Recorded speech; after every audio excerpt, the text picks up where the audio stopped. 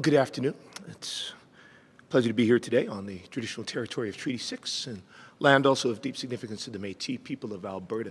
You know, it's been 6 weeks since Danielle Smith swore in her cabinet a new Minister of Health. 6 weeks where we've seen and heard almost nothing from this Premier or her Health Minister to how they intend to address the ongoing crisis in our healthcare system. 6 weeks in which someone who went to book a lab appointment in Calgary for basic blood work would still be waiting today to get in for that appointment. 6 weeks in which a lot of Albertans who don't have a family doctor would have been forced to go to the ER, and 6 weeks in which when they got there, they might have faced waits of 10 hours or more. 6 weeks in which the Milk River emergency room has had to close multiple times because there were no doctors available. 6 weeks in which we learned that the UCP is getting less surgeries done now than we were getting done before they took office in 2019. So certainly after 6 weeks, this mandate letter is welcome, but it is overdue. And frankly, it's a disappointment. This mandate letter basically provides a comprehensive list of all of the UCP's failures in the healthcare system, all of the systems that in their first 4 years they broke. But it offers no solutions. It gives no specifics about paths forward. In the midst of a crisis where urgent action is required, they list no concrete steps they are taking. It lists nothing, says nothing, about much needed investment in healthcare infrastructure, the Red Deer Regional Hospital, the South Edmonton Hospital, a North Health campus for Calgary, their intent for the Calgary Cancer Centre. So many other projects that are essential to ensure that we are building the capacity we're going to need in our healthcare system. As I said, for 6 weeks, Albertans have barely seen or heard from the Premier on healthcare, or indeed their new Health Minister. We need to see the minister step up, perhaps alongside the Premier's sole administrator for Alberta Health Services, Dr. John Cowell, to provide specific updates on direct actions they are taking now to meet this crisis, and frankly, to answer a few questions. What I can say is, for our part, as the Alberta NDP caucus, we are going to continue to fight for real solutions, real tangible actions that can be taken today to benefit families, including for better support for our hospitals. Our proposal for family health teams to improve access to team-based primary care. We've put forward proposals and ideas to reduce wait times, to reduce stress on healthcare workers, and help families find care sooner, close to home. We're going to continue to put our ideas forward and continue to press this government to take the action that Albertans deserve. Thank you, and I'm happy to take any questions. Thanks, David. Just before we take questions, just want to remind folks joining us on the Zoom or the phone lines, you can press *9 to join the question queue. That's *9 on your telephone keypad, or the raise hand function on Zoom. But we'll start in the room. Go ahead. It's Lisa from the Journal. I'm wondering, just to dig it down into some of the specifics in the letter, the top three or four bullet points were really specific initiatives, mostly related to women's health. $10 million for developing, I think, a midwifery strategy, things like that. What message does it send to you that those were kind of front and center in Minister LaGrange's mandate, when some of them are relatively smaller programs compared to, you know, the system-wide reforms we're seeing on other fronts in healthcare? Right. I think in part this UCP government is desperate to find some areas where they could potentially try to look good on the healthcare file. As I said, so much of this letter is about the UCP having to face up to its failures and fix systems that it broke.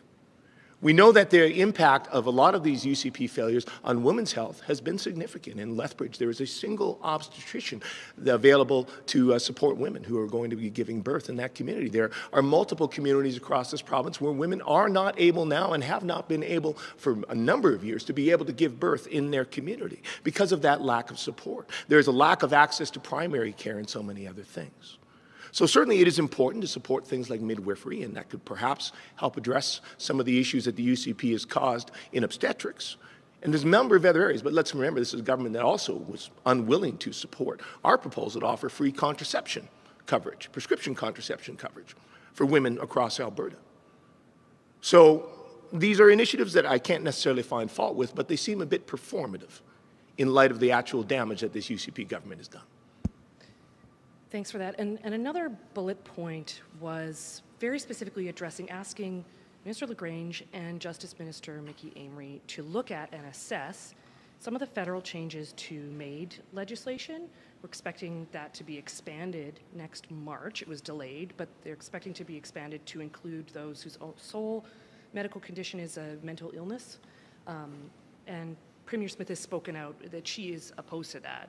She spoke publicly about that in January, or her office did.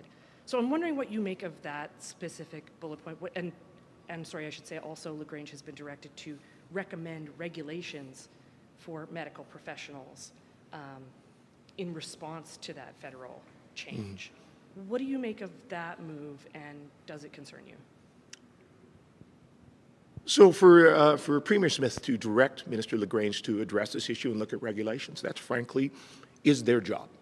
As the government of Alberta, they are required to respond to federal legislation which impacts health policy in Alberta. So we went through this when we were in government on the first iteration of MAID. And so certainly our Justice Minister, our Health Minister, worked things through, worked to get the appropriate regulations in place. So there's just the government doing their due diligence. My hope is that in doing this due diligence, we do not see the kind of politicization that we have tended to see from this Premier. Certainly, again, we saw extreme politicization of healthcare delivery and indeed attacks on the people who provide the support and infrastructure for our healthcare system when she was running for leadership of the UCP. We have seen her indulge in extensive conspiracy theory and misinformation around the pandemic and many other things in the healthcare system. And indeed, this is a government which has chosen to pursue a heavily ideological approach to the current drug poisoning crisis, which is leading to a greater number of deaths and is not based on the evidence and the science. So I recognize that this expansion of MAID is indeed controversial amongst many. It deserves careful, thoughtful consideration. And certainly that is what we will be doing as the Alberta NDP to consider where our position falls on some of these changes and how they may be implemented in the province of Alberta. And I hope that is the kind of sober consideration that we will see from the Ministers of Health and of Justice. Emily Fitzpatrick, CBC. I'm just wondering, when you take a first look at it, it's a pretty extensive list. How much of it do you think is actually realistic to achieve, or just listing?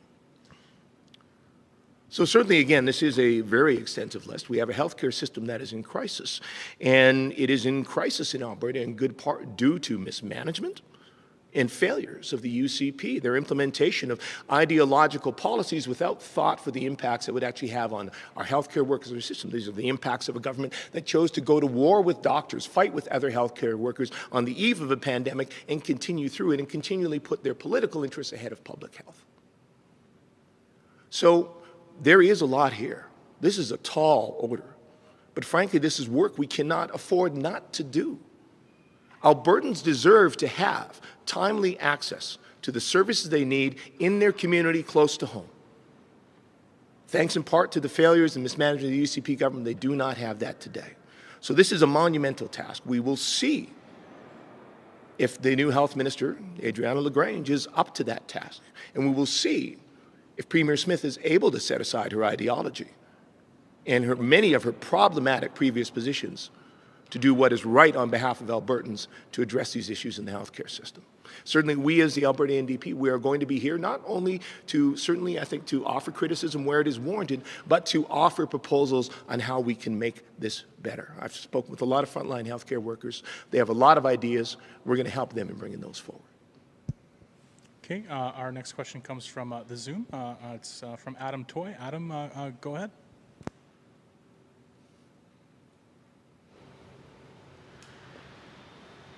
Just wanted to make sure you can hear me. Yes. Wonderful. I know that you'll pardon me if you've addressed this earlier in your comments. My connection dropped out about midway through your opening comments there. And I know this is a matter you spoke to before, but wondering what your thoughts are on the very direct mandate to decentralize AHS. So in a way, it's a bit laughable that the Premier who fired the entire board of AHS to implement a sole administrator who answers only to her is saying that she wants to support more regional decision-making, that she wants to create a more collaborative environment for healthcare workers after her government has a multi-year record of working to disenfranchise, go to war with frontline healthcare workers, and indeed shut them out of the process. Failure to listen to them on multiple fronts. This is a Premier who only recently, it seems quite clear, there was political interference under this Premier into the Indigenous Wellness Corps as they attempted to hire the person they felt was best suited to help support Indigenous communities in healthcare in the province. So it's a bit laughable that she is suddenly now saying she wants to be more regional, collaborative, and empower local healthcare workers and others. And what I can say is I don't think our system would be helped by creating additional red tape, additional boards. We have opportunities, I think, in many ways to work with and empower frontline healthcare workers in the system as it stands. We've yet to see whether this Premier and this Minister of Health are indeed willing to be collaborative and actually listen to those healthcare workers. I suppose we'll see in the weeks to come. Follow-up, Adam? A question about the working with the Minister of Mental Health and Addiction. A clause in this letter says that their recovery policy should be a guiding policy in modernizing the primary healthcare system. Any concerns about that? Well, certainly if the UCP intends to use, I guess, what they have done with implementing their so-called Alberta model to address the drug poisoning crisis as a potential model for how they intend to address primary care, yes, I'm deeply concerned. Because what we have seen is that their model has failed. Just recently, this past April, we saw record numbers of Albertans die of drug poisonings. We have seen record levels of EMS calls for people in distress due to drug poisonings and opioid incidents. So this is a government that has pursued a heavily ideologized policy when it comes to dealing with the drug poisoning crisis, where they have shut out frontline healthcare workers, where they have directly legislated and interfered with doctors in their provision of care and their decisions on what best treatments are available, who are ignoring evidence-based options on the table and instead choosing to politicize them. So if that's the approach they intend to take on primary care, we are going to have serious issues far greater than what we already have after this government drove hundreds of family doctors out of practice and out of province. So again, I guess it remains to be seen. There's much to be considered. Certainly the letter talks about the MAPS process and the recommendations that are brought forward. There's a great deal of that information that we still do not know about.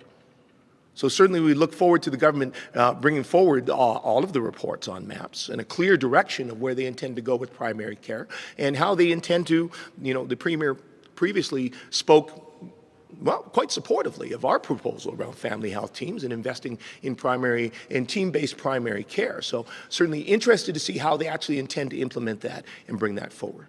So we'll be watching that closely and have more to say as we hear more from the government. Thanks, Adam. We'll go to Dean Bennett from the Canadian Press. Dean, go ahead. You can unmute yourself. Thanks. Sorry, David, I popped in halfway through here. I was just with LaGrange on QR. So you've talked a little bit about, so basically 15 years after we completely centralized health services, we're now going to start decentralizing it again.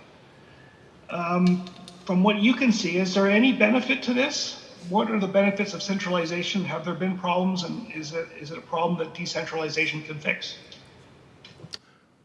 So the system that we have under AHS, in fact, in many ways, proved to be very helpful in the midst of the pandemic. In the early days, Alberta was one of the best provisioned provinces in Canada because we had a centralized healthcare service that planned proactively to ensure that we had the supplies we needed on so many fronts and were prepared. So certainly there are advantages to having an integrated system.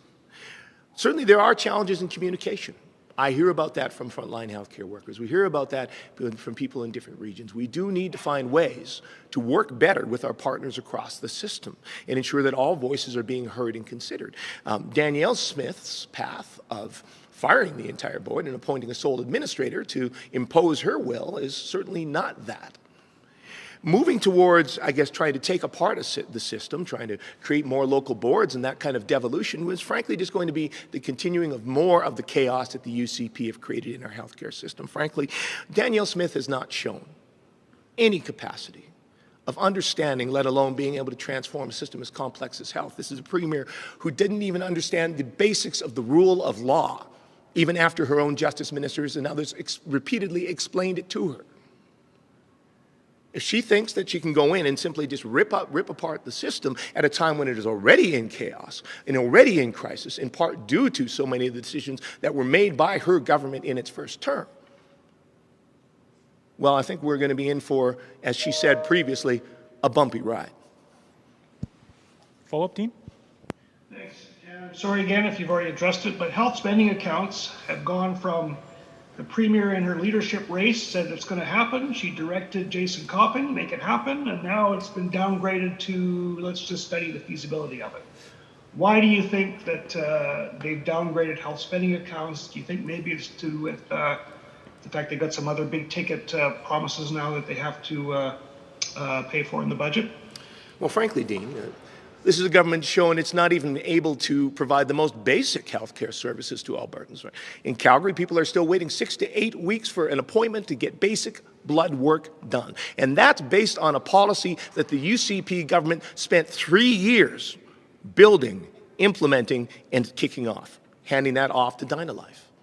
That was one of their chief things they wanted to do off the top, privatize community lab services. It's been an utter failure.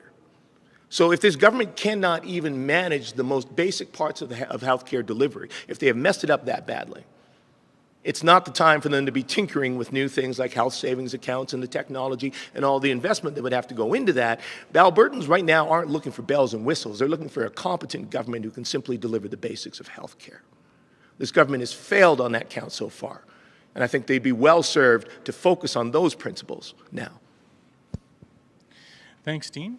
With that, I think we'll conclude today's news conference. Thank you very much for attending, everyone.